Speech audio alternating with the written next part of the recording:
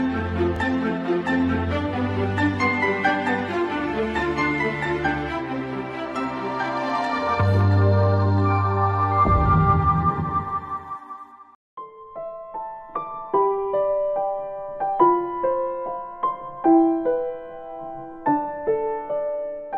আমাদের যে সেশনটা এখন হবে সেটা হলো ইউনিট 9 পেপার 2। আমি আশা করি আপনারা সবাই এসএলএম টা পড়ছেন, এবং সেই এসএলএম এতে ইউনিট 9 সম্পর্কিত যা যা তথ্য আছে সেগুলো তো আমরা দেখবো, বা যদি কেউ অলরেডি পড়ে থাকেন খুব ভালো, ক্লাসও হয়েছে বিভিন্ন পিসিপি সেন্টারে, সেগুলো নিশ্চয়ই আপনারা করেছেন।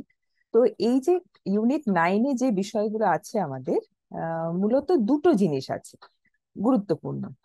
সেই দুটো জিনিস আমাকে একটু চ্যাটেতে লিখে দিতে পারবেন আপনারা, কোন দুটো গুরুত্বপূর্ণ জিনিস আছে যেটা আমাদের আলোচনার বিষয়? বেশ, তাহলে এবার চট করে চলে যাই আমরা। যে দুটো জায়গা আমাদের আজকে আলোচনার বিষয়, একটা হলো মেন্টাল হেলথ। কথাটা এই দুটো শব্দ থেকেই আমরা আন্দাজ করতে পারছি, বা অলরেডি পেরেছি যেহেতু ক্লাস হয়ে গেছে, যে মেন্টাল হেলথটা কি, অ্যাকচুয়ালি কিসের হেলথের কথা বলা হচ্ছে এবং কেন এটা গুরুত্বপূর্ণ, বা কি কি জিনিস আছে, মেন্টাল হেলথের প্রয়োজন কোথায়, কেন মেন্টাল হেলথ লার্নিং এতে একটা বড় জায়গা ধরে আছে। তার সাথে সাথে আরেকটা জায়গা হলো পার্সোনালিটি। একটু মনে করিয়ে দিই, আমাদের এটা হলো মডিউল 2। মডিউল 2 এর হেডিংটা কি, মডিউল 2 কি বিষয় নিয়ে আলোচনা করছে, কেউ যদি আমাকে একটু চ্যাটেতে লিখে দেন। এটা জানা খুব দরকার আছে। আমাদের দুটো মডিউল, একটা মডিউল হচ্ছে সাইকোলজিক্যাল ফাউন্ডেশন অফ এডুকেশন, আর একটা মডিউল, যে মডিউলের অন্তর্গত ইউনিট 9 আজকে আমরা আলোচনা করছি, mental health, personality and learning.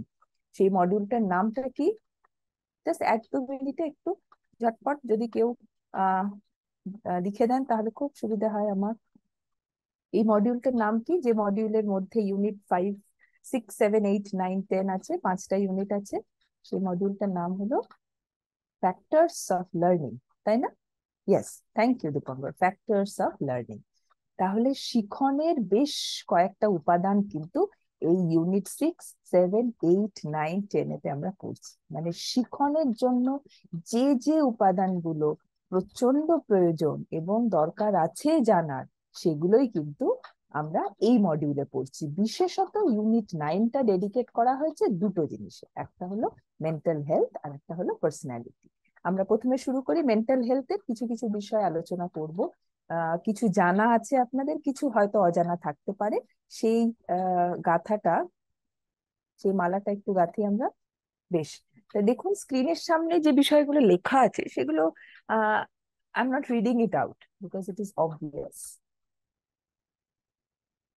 Mental health শিক্ষায় একটা ইম্প্যাক্ট আছে, এবং সেই ইম্প্যাক্টের তিনটে জিনিস খুব মনে রাখতে হবে আমাদেরকে।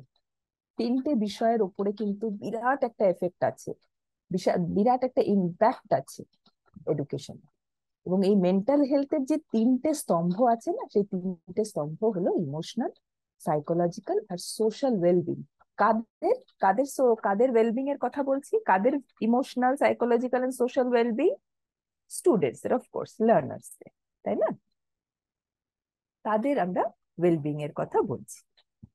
এবং এই যে সোশ্যাল, সাইকোলজিক্যাল, সোশ্যাল ওয়েলবিং, মানে এই তিনটে জিনিস যদি সঠিক থাকে, সুস্থ থাকে, ওয়েল মানে তো ভালো, সুস্থ থাকে, তাহলে কিন্তু এডুকেশনাল পারফরমেন্সটা ডিপেন্ড করবে। তাহলে মেন্টাল হেলথের ইম্প্যাক্ট সরাসরি হচ্ছে এডুকেশনাল পারফরমেন্সের উপর, আর সেই জন্যই কিন্তু আমরা as a factor of learning এই মেন্টাল হেলথটা পড়ছি, বিকজ সরাসরি ইফেক্ট আমরা দেখতে পাচ্ছি। এবং আমরা দেখুন, এটুকু তো বুঝতেই পারছি যে যদি একটি শিশুর বা একটি লার্নারের, শিশু না বলে আমরা যদি ওভারঅল লার্নার বলি, যে কোনো স্তরের লার্নার, তারা যদি ইমোশনালি ডাউন থাকে, সাইকোলজিক্যালি ইমপেশেন্ট থাকে, বা সোশ্যালি ওয়েলবিং, ইমোশনাল, সাইকোলজিক্যাল, এইগুলোর খুব আলাদা আলাদা অর্থ আমি একটু বাদে বলছি। আগে বলি, এই তিনটে যদি অস্থির থাকে, এই তিনটে যদি সঠিক না থাকে, এই সঠিক অর্থাৎ অর্থ হলো সঠিক মানে যেটা এডুকেশনাল পারফরমেন্সকে নেগেটিভলি ইম্প্যাক্ট করবে, সেটাকে আমরা বলছি সঠিক নয় যেটা। এবং এই মেন্টাল হেলথের ইস্যুস, এই ইস্যুস গুলো কোথা থেকে আসছে না, emotional, psychological and social wellbeing না থাকার যে ইস্যুস গুলো, এইটা কিন্তু একটা হিউজ প্রবলেম ক্রিয়েট করে বাচ্চাদের, মানে যারা পড়াশোনা শিখছে, স্টুডেন্ট, লার্নার্স বা শিশু যাই বলুন, যাদেরকে শেখাচ্ছেন বা শিখছে, তাদের একাডেমিক এবং সোশ্যাল সাকসেস ইনস্টিটিউশনে বা স্কুলে। সোশ্যাল সাকসেসটা খুব সুন্দর কথাটা, অর্থটা কি আমাকে একটু টাইপ করুন তো চ্যাটেতে। এই একাডেমিক তো ঠিক আছে, আমরা তো আগেই বললাম এডুকেশনাল পারফরমেন্স এর মধ্যে দুটো জিনিস আছে, একটা একাডেমিক পারফরমেন্স ইম্প্যাক্ট করবে আর একটা social success. Now please tell me what do you understand by the term social success. আমাকে চ্যাটে বলুন তো সোশ্যাল সাকসেসটা কি। সোশ্যাল সাকসেস অর্থাৎ কিসের প্রয়োজন, হোয়াট ইজ সোশ্যাল সাকসেস? এবং সেটা নাই বা ঠিকঠাক হলো, তাতে অসুবিধে কোথায় আছে? এক দুটো একটা দুটো শব্দতেও সোশ্যাল ইম্প্যাক্ট আছে, ঠিক আছে, হ্যাঁ সামাজিক সাফল্য, হ্যাঁ সামাজিক সাফল্যটা কি তা তো বটেই। অনুবাদ লিখবেন না, অনুবাদ তো ঠিক আছে আমরা সবাই জানি, সোশ্যাল সাকসেস মানে সামাজিক সাফল্য কি, সামাজিক সাফল্যের একটা উদাহরণ দিন আমাকে, তবেই তো বুঝতে পারবো যে এটা প্রয়োজন আমাদের, এটা মেন্টাল হেলথের মধ্যেই সামাজিক, একাডেমিক এবং সোশ্যাল সাকসেস লুকিয়ে আছে অ্যাজ আ প্রফেশন। আচ্ছা, ways to interact with social people, social people বলার দরকার নেই, ওয়েজ টু ইন্টারাক্ট উইথ, সামাজিকীকরণ, খুব ভালো বাপ্পাদিত্য রয় ডাইরেক্ট মেসেজ করেছেন। বাপ্পাদিত্য, সবাইকেই বলছি, সবাই এভরিওয়ান মেসেজ সেন্ড করুন, এভরিওয়ান ইন দ্য মিটিং, কারণ সবাই সবার জিনিসটা আমরা দেখবো, তবেই তো শিখবো। সমাজের উন্নয়ন, able to establish in society economic growth, বাহ খুব ভালো। এক কথায় বাপ্পাদিত্য ডাইরেক্ট আমায় লিখেছে, বাপ্পাদিত্য আপনি সবাইকে লিখুন, হ্যাঁ everyone in the meeting. Socialization, সোহমও লিখছেন, yes, socialization process is very important. আমরা জানি, আপনারা পেপার 3-তে তো পড়েছেন তাই না, socialization process, education and socialization. এবং এই সোশ্যালাইজেশন না হলে কি কি হয় আমরা তো খুব ভালো করে জানি। এবং এই যে আমরা প্রথমেই বলেছিলাম না যে এই যে মেন্টাল হেলথ, মেন্টাল হেলথের আহ কোন 3টে জিনিস আমরা অ্যাকচুয়ালি দেখছি বলুন তো? আমরা দেখছি কিন্তু সাইকোলজিক্যাল, ইমোশনাল এবং সোশ্যাল ওয়েলবিং। আর এই 3টে মিলিয়ে কিন্তু social success, academic and social success লুকিয়ে আছে। কাজে মেন্টাল হেলথ কিন্তু যদি সঠিক না থাকে, প্রপার না থাকে, তাহলে কিন্তু এফেক্ট করবে, ডাইরেক্ট ইম্প্যাক্ট করবে পড়াশোনাকে, that is academic achievement and of course the social success in school, socialization, social growth, সোসাইটিতে কন্ট্রিবিউশন। কারণ আমরা হচ্ছে social being, human is a social being. একা কিন্তু আমরা বাঁচতে পারি না, সমাজ ছাড়া মানুষের কিন্তু কোনো অস্তিত্ব নেই। এই সামাজিকীকরণ যদি সঠিক না হয়, তাহলে সেই শিক্ষারও কিন্তু কোনো লাভ হয় না। এই দুটো জিনিস কিন্তু মেন্টাল হেলথ ইস্যুস, ওই ইমোশনাল, সাইকোলজিক্যাল আর সোশ্যাল ওয়েলবিং যদি না থাকে, যদি ইস্যুস থাকে এখানে, তাহলে কিন্তু একটা হিউজ একটা প্রবলেম ক্রিয়েট করবে। আমি এই প্রথমটাই একটু বিস্তারিত ভাবে আলোচনা এই জন্য করছি, কারণ পটভূমিটা একবার যদি সেট করে দিই, তাহলে পরবর্তী স্লাইডে যে বিষয়গুলো আছে সেগুলো আমাদের জাস্ট উদাহরণস্বরূপ নিজেদেরকে একটু ঝালাই করে দেওয়া হবে। এবং দেখুন, এই এটা আপনাদের একটা জাস্ট ইনফরমেশন আমি দিই, যেহেতু পোস্ট গ্রাজুয়েশন পড়ছে, এই এডুকেশন সিস্টেম গোটা পৃথিবী জুড়ে না এই মেন্টাল হেলথকে খুব বিভিন্ন ভাবে কিন্তু পড়ায় এবং বোঝায়। আমরা পড়ি এবং বুঝি মেন্টাল হেলথ ইন এডুকেশন, এটাতে মেন্টাল হেলথ এর কোন কোন বিষয়গুলো ইম্পর্টেন্ট, এগুলো কি কি ইম্প্যাক্ট আছে, এটা যেমন একটা বিষয়। আবার আরেকটা বিষয় হচ্ছে, একটা হচ্ছে ডাইরেক্টলি আমরা পড়াই as mental health and hygiene in education, যারা বিএড করে এসছেন তারা এটা পড়েছেন, এটা একটা কম্পালসারি পেপার, অনেক সময় অপশনাল পেপার হিসেবে পড়েছেন। আর একটা ভাবে কিন্তু মেন্টাল হেলথ আসে আমাদের কাছে, সেটা হলো through policies and indirectly through cultural views. মানে অর্থাৎ মেন্টাল হেলথ ভালো রাখার জন্য যে কোনো শিক্ষার্থীদের, তার জন্য কি কি করণীয় সেটা থ্রু পলিসি কিন্তু আসে।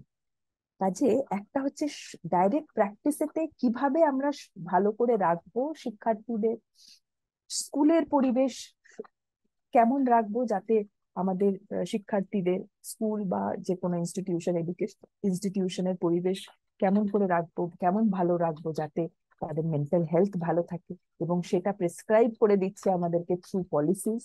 পরবর্তী স্লাইডে আমি আপনাদেরকে দেখাবো একদম শেষের দিকে যে মিনিস্ট্রি অফ এডুকেশন একটা কিন্তু এই ধরনের ডকুমেন্ট বার করেছে, যেখানে বলা আছে কি কি করণীয় আছে টিচারদের, প্যারেন্টসদের, শিক্ষক, মা বাবা, যারা অভিভাবক, অন্য অভিভাবক এবং শিক্ষার্থী এবং কর্তৃপক্ষের কি কি অনুসরণ করে চলতে হবে যাতে মেন্টাল হেলথ সঠিক থাকে শিশুদের। কাজে তার মানে দেখুন দুটো জিনিস আছে, একটা হচ্ছে একেবারে একটা ডিসিপ্লিন হিসেবে, একটা থিওরি হিসেবে, থিওরিটিক্যাল অ্যাসপেক্ট হিসেবে আমরা মেন্টাল হেলথ করতে পারি, একদম টপিক ওয়াইজ কি কি, what is the mental concept of mental health, what are the different issues in mental health, how can we keep these issues in a desirable way, what are the practices in which the teachers or the parents can keep their child or learners properly, can keep sound mental health। এই বিষয়গুলো যেমন একটা theory হিসেবে পড়ছেন, আরেকটা হচ্ছে সরাসরি পলিসির মাধ্যমে অভিভাবক হিসেবে, টিচার হিসেবে, কর্তৃপক্ষ হিসেবে, আমাদের স্টেক হোল্ডার্স হিসেবে আমাদেরকে অনুসরণ করে চলতে হবে। তাহলে পলিসি মেকারসদেরও কিন্তু মধ্যে এই মেন্টাল হেলথ এই যে বিষয়টা, এটাও কিন্তু চলে আসছে। তো গোটা বিশ্ব জুড়ে আমি গতকাল দেখছিলাম আপনাদের এই বিষয়টা তৈরি, আপনাদের সামনে এসে বলবো যে তার আমি একটা গ্লোবাল পিকচার দেখছিলাম যে মেন্টাল হেলথকে বিভিন্ন দেশে কিভাবে পড়ানো হচ্ছে বা কিভাবে রেস্টোর করা হচ্ছে, কিভাবে মেন্টাল হেলথ মানে সুস্থ একটা মানসিক পরিবেশ থাকবে, সুস্থ একটা মানসিক স্বাস্থ্য থাকবে, তার গোটা বিশ্ব জুড়ে কি কি জিনিস হচ্ছে সেখানে আমি দেখলাম। ইউএসএ বলুন, ইউরোপীয় দেশগুলোতে বলুন, সব জায়গাতে কিন্তু বেশ ভয়ঙ্কর একটা পরিস্থিতি দেখা যাচ্ছে। যদিও আমরা জানি তাদের একাডেমিক লেভেলস, একাডেমিক অ্যাচিভমেন্ট অত্যন্ত ভালো, কিন্তু তার সঙ্গে সঙ্গে কিন্তু মেন্টাল হেলথের ইস্যুস সাংঘাতিক, ইমোশনাল, সাইকোলজিক্যাল, সোশ্যাল, এই জায়গাগুলো কিন্তু যথেষ্ট তাদের অ্যালার্মিং। বেশ অনেকগুলো পল রেজাল্টস দেখছিলাম, ওরা স্কুলেতে কি করে, ভোটিং করে এবং বেশ কোয়েশ্চেনেয়ার, তারপরে কিছু ইন্টারভিউ, মানে স্টুডেন্টদেরকে কোয়েশ্চেনেয়ার দিয়ে তাদের মেন্টাল হেলথটা চেক করে, আবার টিচার, অভিভাবক, প্যারেন্টস এদেরও কিন্তু ইন্টারভিউ অথবা আলাদা কোনো কোয়েশ্চেনেয়ারে তাদের কাছ থেকে জানার চেষ্টা করে তাদের ছেলে মেয়েদের সম্বন্ধে বা তাদের বাচ্চাদের সম্বন্ধে। এবং সেখানে কিন্তু চিত্রটা বেশ ভয়াবহ। এবং এই ধরনের, এই যে ভয়াবহ বলছি, ভয়াবহ মানে হচ্ছে undesirable, which is not expected to have. যারা শিখছে শিক্ষার্থীদের মধ্যে যদি কিছু ইস্যুস যেগুলো আনডিজায়ারেবল, আমরা এখনো পর্যন্ত সেই ইস্যুস গুলোর মধ্যে কিন্তু আসেনি, শুধু এইটুকু জানি যে এইগুলো ইমোশনাল, সাইকোলজিক্যাল, কিছু সোশ্যাল ওয়েলবিং তাদেরকে এফেক্ট করছে, এবং তাদেরকে সুস্থ রাখার জন্যই আমাদের মেন্টাল হেলথটা এত প্রয়োজন হয়ে পড়েছে। তাহলে এই ধরনের জিনিসগুলো কিভাবে, এই যে যদি কোনো রকম অসুবিধার সৃষ্টি হয় তাদেরকে আমরা কিভাবে আবার রেস্টোর করব, ফিরিয়ে আনবো, সঠিক পথে নিয়ে যাব। এবং দেখুন এখানে একটা নীল দিয়ে কথা লেখা আছে, থেরাপি। থেরাপিটা খুব ইম্পর্টেন্ট, বাকিটা একটা লেখা আছে medication or other tools of অ্যালিভিয়েশন। অ্যালিভিয়েশন মানে হচ্ছে দূরীকরণ, কিভাবে তাহলে আমরা এই ইস্যুস গুলোকে দূর করব। পরের স্লাইডে যাই, এবার আস্তে আস্তে আমরা ইস্যুস গুলো দেখি কি কি। আমরা ওই যে প্রথমে বললাম না, মেন্টাল হেলথ ইন এডুকেশন যে যে ইস্যুস গুলোকে কভার করে সেগুলো হচ্ছে ইমোশনাল, সাইকোলজিক্যাল অ্যান্ড সোশ্যাল। এই তিনটে জুড়েই মানে আমরা আলাদা আলাদা করে কোনটা সাইকোলজিক্যাল, কোনটা ইমোশনাল আর কোনটা সোশ্যাল, এটাকে আলাদা আলাদা করবো না। কেন বলুন তো? কারণ তিনটে একে অপরের সঙ্গে কিন্তু জড়িয়ে আছে, একটা হলেই আর একটা এফেক্ট হবে। এই জায়গাটা বোঝা গেল, তিনটে আলাদা আলাদা করবো না আমরা, কারণ এই তিনটে মিলেই কিন্তু মেন্টালটাকে আমরা, মেন্টাল হেলথকে আমরা ডিসক্রাইব করছি। এটা কি বোঝা গেল? একটু আমাকে টাইপ করে বলুন। হ্যাঁ, বাংলা বইয়ের নাম বলবো লাস্টে, আমাকে আগে বলুন এটা বোঝা গেল কিনা। আমরা আলাদা ভাবে কিন্তু করছি না যে এটা হলো আমার ইমোশনাল ডিসঅর্ডার, এটা social disorder, because this can not happen. This three issues actually give rise to mental unhygienic condition. Yes, good, এটা আপনারা বুঝেছেন, থ্যাংক ইউ সো মাচ। তাহলে মেন্টাল ডিসঅর্ডার কিন্তু যখনই ডিসঅর্ডার হয় তখনই আমরা মনে করি পাগল, নিশ্চয়ই মাথায় ছিট আছে, ইত্যাদি ইত্যাদি ইত্যাদি, তাই না? না, সবসময় যে সেটা আমরা আসলে ওই মেন্টাল, ও তো মেন্টাল, এখন এই মেন্টাল শব্দটাই তো ইলিগাল হয়ে গেছে, জানো তো, মানে ট্যাবু হয়ে গেছে, মেন্টাল কথা ইউজ করা যায় না। যদিও আমাদের বইগুলো অনেক পুরনো, সেই 2005-06 লেখা, বা বইগুলোতেও এখনো মেন্টাল কথাটা লেখা আছে, মেন্টাল ডিসঅর্ডার লেখা আছে, যদিও মেন্টালের পরিবর্তে কিন্তু রিহ্যাবিলিটেশন কাউন্সিল অফ ইন্ডিয়া এখন বলছে ইন্টেলেকচুয়াল ডিসেবিলিটি বা ইন্টেলেকচুয়াল ডিসঅর্ডার্স, এই কথাগুলো বলতে, যদিও আমাদের এখানে এই মেন্টালটা একেবারে মাইন্ডকে মিন করছে। এই যে মাইন্ডের যে ডিসঅর্ডার্সটা, এটা কিন্তু বলছে প্রচন্ড প্রভাব ফেলছে ক্লাসরুম লার্নিং এ। যদিও আমরা জানি এখন এই মাইন্ডের ইস্যুস গুলো আমাদের যেহেতু ভার্চুয়াল, এখন ব্লেন্ডেড মোডে চলে এসেছি আমরা, কখনো ক্লাসরুম লার্নিং হচ্ছে, কখনো ভার্চুয়াল লার্নিং হচ্ছে, তাই না? ক্লাসরুমটা এখন দুটো শেপ নিয়ে নিয়েছে, একটা ফিজিক্যাল শেপ যেটা ক্লাসরুম, আর একটা হলো ভার্চুয়াল ক্লাসরুম যেটা আমাদের থ্রু এলএমএস বা থ্রু অনলাইন প্ল্যাটফর্ম, যেখানে আমরা শিখছি বা শেখাচ্ছি। এবং এই অনলাইন প্ল্যাটফর্ম গুলো কখনো সিনক্রোনাস, কখনো অ্যাসিনক্রোনাস। যখনই একটা এলএমএস এর মাধ্যমে আপনারা যখন আপনাদের অ্যাপের থ্রু এ ঢুকে দেখছেন ক্লাস, কখন ক্লাস আছে, আপনাদের সিলেবাস ডাউনলোড করছেন, এসএলএম দেখছেন, সেটা হয়ে যাচ্ছে অ্যাসিনক্রোনাস, মানে সেখানে সবাই যে এক সময় একই সঙ্গে ঢুকে একই জিনিস দেখছেন তা নয়, সেটা অ্যাসিনক্রোনাস, নিজের নিজের সময় দেখছেন। আর এখন যখন সবাই একটা টাইমে, আমিও আপনাদের সঙ্গে, টাইমটা আমাদের রিয়েল টাইম আছে, তখন সেটা হয়ে যাচ্ছে সিনক্রোনাস। তাহলে এই ক্লাসরুম লার্নিং এরও কিন্তু অনেকগুলো স্কোপ চলে এসছে, পরিধি চলে এসছে। এবং এই যে ডিসঅর্ডার বা এই যে মেন্টাল ইল হেলথ, যেটা মাইন্ডের যে ইল হেলথ, সেটা কিন্তু প্রচুর প্রভাব ফেলছে কিসে কিসে। পুয়ার অ্যাটেন্ডেন্স দেখা যাচ্ছে, ডিফিকাল্টিস একাডেমিক পারফরমেন্সে হচ্ছে, পুয়ার সোশ্যাল ইন্টিগ্রেশন হচ্ছে, trouble adjusting to schools, problem with behaviour regulation আর অ্যাটেনশন এন্ড কনসেন্ট্রেশন ইস্যুস। এই জিনিসগুলো কিন্তু খুব গুরুত্বপূর্ণ।